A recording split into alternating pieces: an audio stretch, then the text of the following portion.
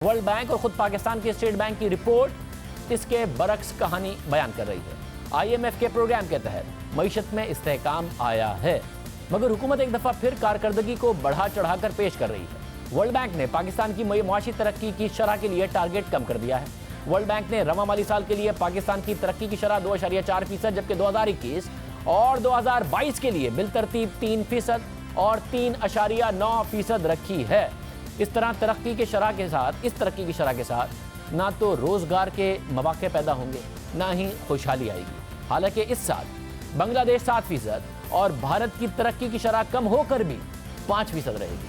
सिर्फ world bank ही नहीं, पाकिस्तान के स्टेट बैंक की रवा माली साल की पहली तिमाही की रिपोर्ट भी यही दास्तान बता रही है। स्टेट बैंक की रवा माली साल की पहली तिमाही रिपोर्ट के मुताबिक पाकिस्तानी मुआशी तरक्की का हदफ 4% था, मगर वो पाकिस्तान अब हासिल नहीं कर पाएगा और इसकी वजह ज़राअत के शोबे में खरीफ की अहम फसलों की पैदावार में टारगेट के मुकाबले में कमी है।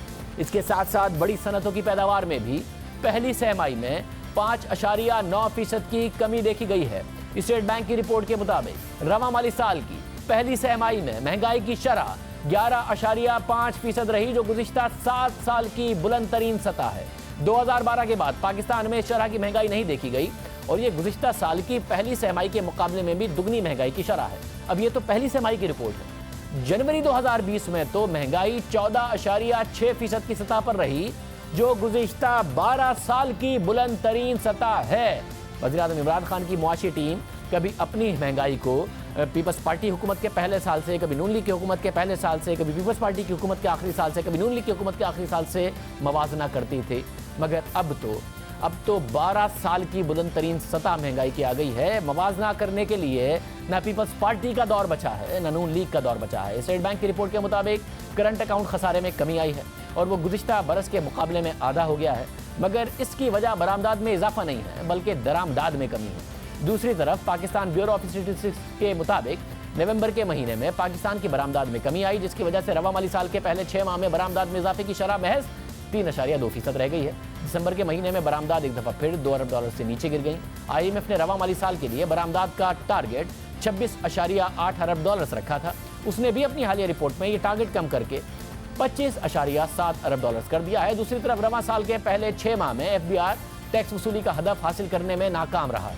एफबीआर का सालाना हदफ 5,503 अरब रुपए और 6 माह का हदफ 2,367 अरब रुपए था, जो नजरसानी के बाद सालाना हदफ 5,238 अरब रुपए और पहले 6 माह यानी जुलाई से दिसंबर का टैक्स वसूली का हदफ 2,198 अरब हो गया। मगर एफबीआर ये हदफ भी हासिल नहीं कर पाए और 2,080 अरब रुपए ही इकट्ठा कर सकी। फिर जनवरी के महीने में मजीद टारगेट से 100 अरब रुपए कम इकट्ठे हुए, जिससे 7 माह की टैक्स अहदाफ में कमी 387 अरब रुपए तक पहुंच गई, यानी और कमी हुई। अब खबरें आ रही हैं कि पाकिस्तान आईएमएफ से मजीद टैक्स अहदाफ में कमी का मुतालबा कर रहा है। एक मिनी बजट आ सकता है जिससे अवाम के ऊपर टैक्स का बोझ और ज़्यादा बढ़ाया जा सकता है। स्टेट बैंक की तिमाही रिपोर्ट के मुताबिक मईशत में इस्तेहकाम आ रहा है, मगर इसके बावजूद सरमायाकारों और अवाम का मईशत में एतमाद अब भी कमज़ोर है। महंगाई की वजह से लोगों की आमदनी पर मनफी असरात पड़े हैं। ज़र मुबादला के ज़खायर में कमी का सिलसिला रुक ज़रूर गया है, मगर स्टेट बैंक के ज़र मुबादला के ज़खायर अब भी तसल्ली बख्श सतह पर नहीं है। स्टेट बैंक की ही रिपोर्ट के मुताबिक मैन्युफैक्चरिंग और कमर्शियल कारोबारी सरगर्मियों में सुस्त रवि के बाइस और फिर उसके साथ साथ शरह सूद के बढ़ने की वजह से प्राइवेट सेक्टर ने बजाय इसके कि बिजनेस के लिए मजीद कर्जा लेता, उसने 85.4 अरब रुपए के कर्जे बैंक्स को वापस कर दिए। हालांकि गुज़िश्ता बरस इस अरसे में 99 अरब रुपए के कर्जे प्राइवेट सेक्टर ने लिए थे। प्राइवेट सेक्टर अपनी कम मुद्दती यानी शॉर्ट टर्म जरूरत के लिए भी कर्जे लेने को तैयार नहीं है, क्योंकि ज्यादा शरह सूद की वजह से कंपनीज के मुनाफे का मार्जिन, जो पहले ही कमजोर मुआशी डिमांड की वजह से दबाव में था, उस मार्जिन में कमी आ रही है। स्टेट बैंक की रिपोर्ट के मुताबिक इस माली साल में आइंदा भी इंडस्ट्री की कारकर्दगी दबाव में रहेगी। अक्टूबर 2019 में बड़ी सनतों की पैदावार में 8% की कमी आई, जो कि पहले क्वार्टर की 5.9% कमी से भी ज्यादा, यानी रुझान इंडस्ट्री की प्रोडक्शन में कमी का सिलसिला जारी है और उसमें इजाफा हुआ है।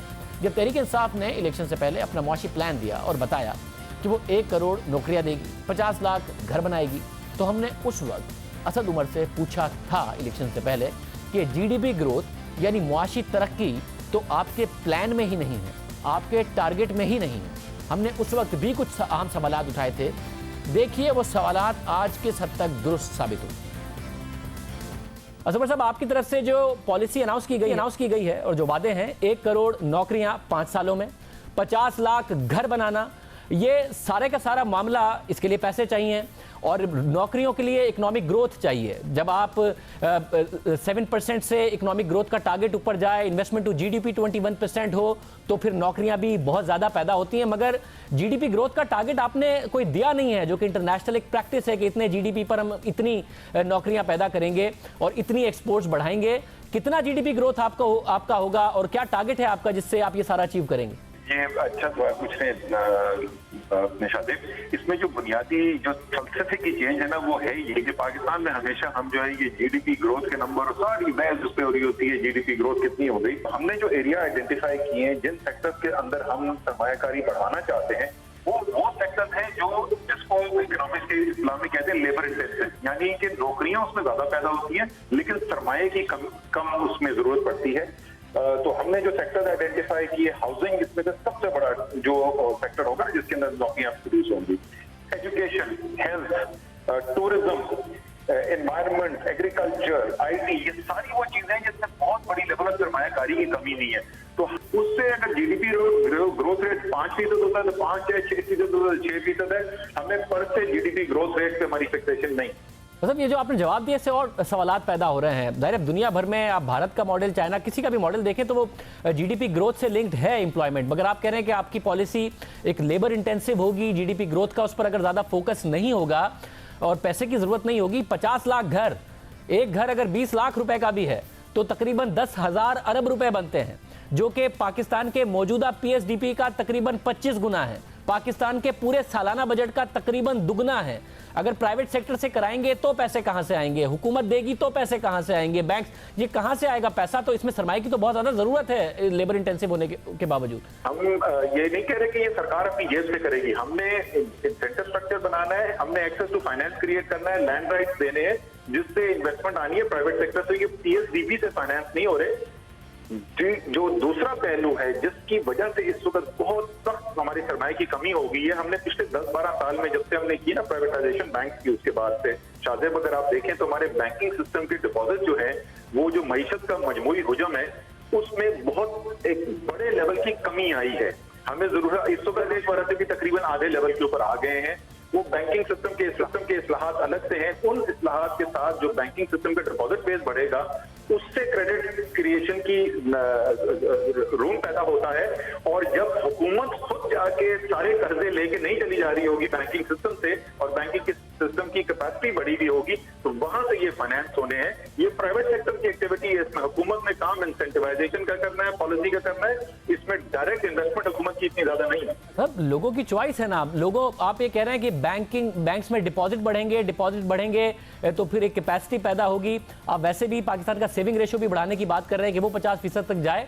बैंक में लोगों को पैसे रखने हैं तो रखेंगे, क्या आप इंटरेस्ट रेट बढ़ा देंगे तो ग्रोथ पे क्या फर्क पड़ेगा, उससे ग्रोथ पे कितना इंपैक्ट पड़ेगा, कैसे डिपॉजिट बढ़ाएंगे आप एग्जैक्टली?